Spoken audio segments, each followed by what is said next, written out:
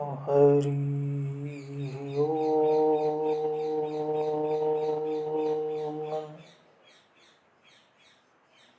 अनंताचार्य कृपया वेदान्तद्वयपारगं रामकृष्णाङ्घ्रिसद्भक्तं विश्वक्सेनमुनिं भजे। काषायं शोभिकमनीयवरं त्रिदण्डं सेनेशयोगिपदपङ्कजभृङ्गराजं वैकुण्ठनाथचरणाम्बुजसक्तचित्तं लक्ष्मीप्रपन्नयतिवर्यमहं प्रपद्ये। पूज्य गुरुदेव भगवान की जय। लक्ष्मी नारायण भगवान की जय। हयग्रीव भगवान की जय।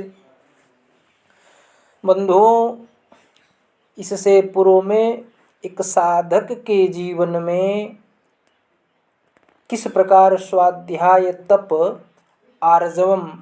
आर्जवम अर्थात सरलता का महत्व है, इसके विषय में हम सब पूर्व में चर्चा कर चुके हैं। आज का विषय है अहिंसा। प्रायः लोग कहते हैं कि अहिंसा एक साधक के जीवन में बहुत ही महत्वपूर्ण है, और है वास्तव में। जब तक साधक अहिंसा का आश्रय नहीं लेगा, तब तक उसकी साधना की जो वृत्ति है, साधना का जो पथ है, जो भगवत मार्ग पथिक है, उसके लिए अहिंसा अति आवश्यक है। आखिर ये अहिंसा है क्या? तो आइए इस पर हम चर्चा करते हैं कि अहिंसा कहते किसे हैं। बंधुओं, शरीर, मन, वाणी, भाव आदि के द्वारा किसी का भी किसी प्रकार से अनिष्ट न करने को तथा अनिष्ट न चाहने को अहिंसा कहते हैं। वास्तव में सर्वथा अहिंसा तब होती है जब मनुष्य संसार की तरफ से विमुख होकर परमात्मा की तरफ ही चलता है।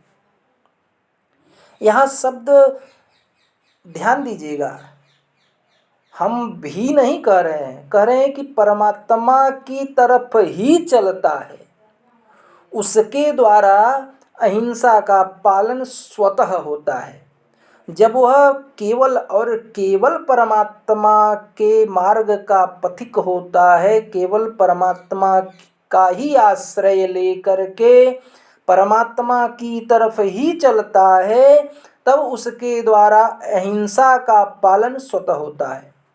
परंतु जो राग पूर्वक, मोह पूर्वक, भोग बुद्धि से भोगों का सेवन करता है, वह कभी सर्वथा अहिंसक हो ही नहीं सकता।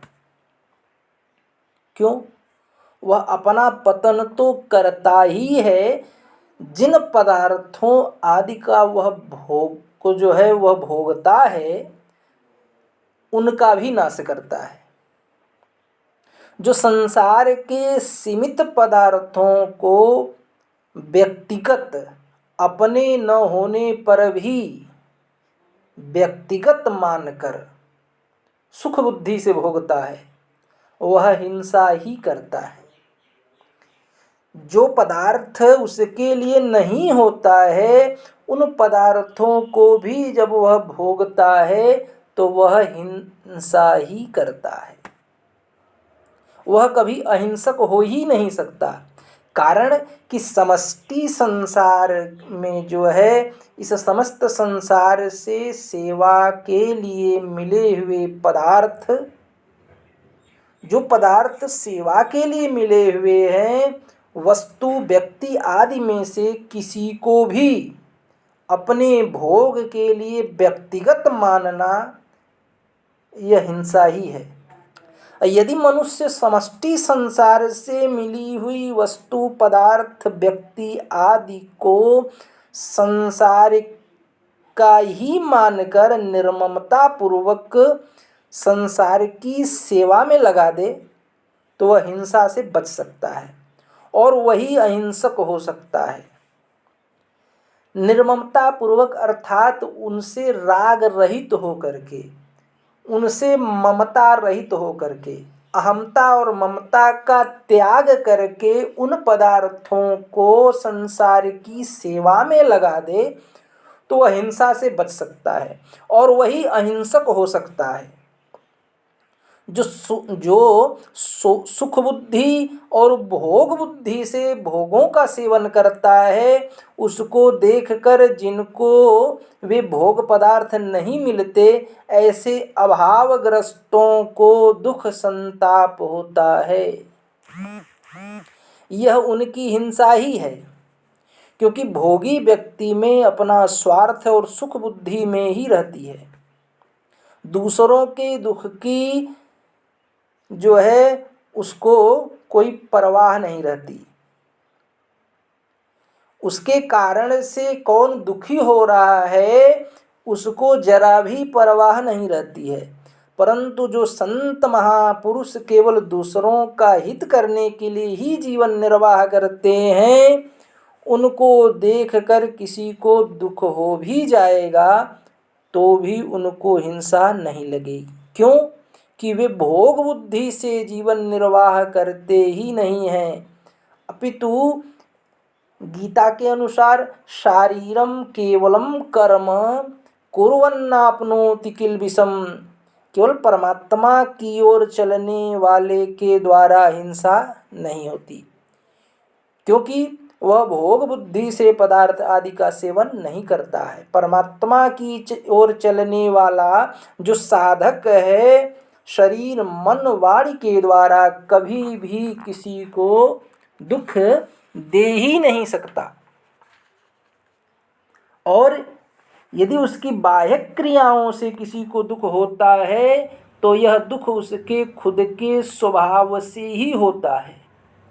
साधक की तो भीतर से कभी किसी को किंचित मात्र भी दुख देने की भावना नहीं होनी चाहिए।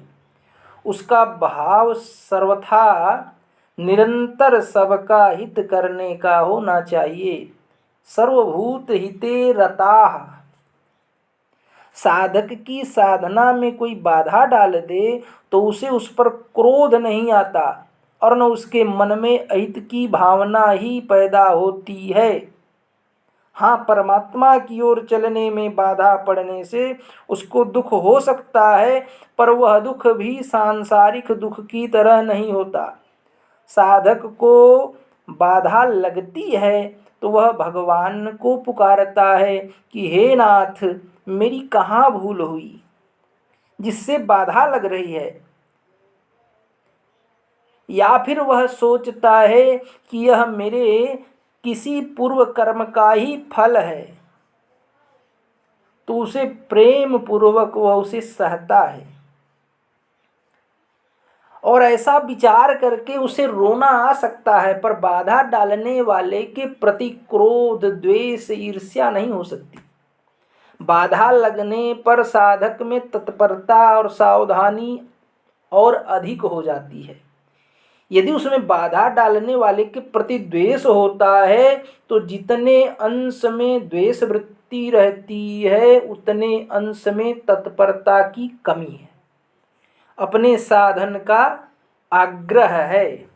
और साधक में एक तत्परता होती है और एक आग्रह होता है। तत्परता होने से साधना में रुचि रहती है और आग्रह होने से साधन में राग रहता है।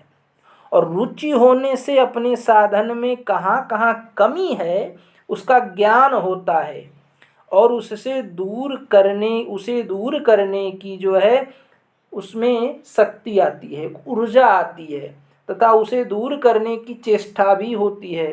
परंतु राग होने से साधन में विघ्न डालने वाले के साथ द्वेष होने की संभावना बनी रहती है।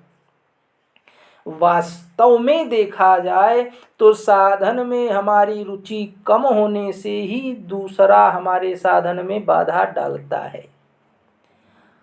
अगर साधना में हमारी रुचि कम न हो तो दूसरा हमारे साधन में बाधा डाल ही नहीं सकता। प्रत्युत यह सोचकर उपेक्षा कर देगा कि यह जिद्दी है, मानेगा नहीं, अतः जैसा चाहे वैसा करने दो। जैसे पुष्प से सुगंध स्वतः फैलती है, ऐसे ही साधक से स्वतः पारमार्थिक परमाणु फैलते रहते हैं और वह वायुमंडल शुद्ध होता रहता है। इससे उसके द्वारा स्वतः स्वाभाविक प्राणी मात्र का बड़ा भारी उपकार होता रहता है।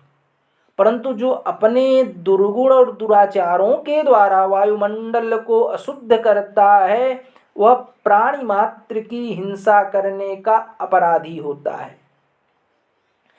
तो सब मिलाकर के सबका निचोड़ यही है कि एक साधक के जीवन में अहिंसा अति आवश्यक है और साधक के द्वारा मन वचन वाणी कर्म से किसी का किसी भी प्रकार अहित न हो।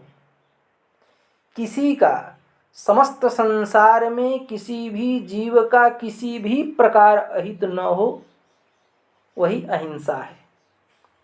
बोलो लक्ष्मी नारायण भगवान की जय। जय जय श्री राधे श्याम।